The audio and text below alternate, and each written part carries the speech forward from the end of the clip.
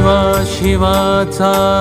मेळ घालुनी माय पित्याचे छत्र होनी आधारिसी तू आम्हा जीवनी मंत्र जगाचा उद्धाराचा गजानन माऊली संकल्प जगाचा पुरावयाचा गजानन माऊली अंतरात परी एकच नाद गजानन माऊली शरण जाता नादिरूपा अथांग मायेच्या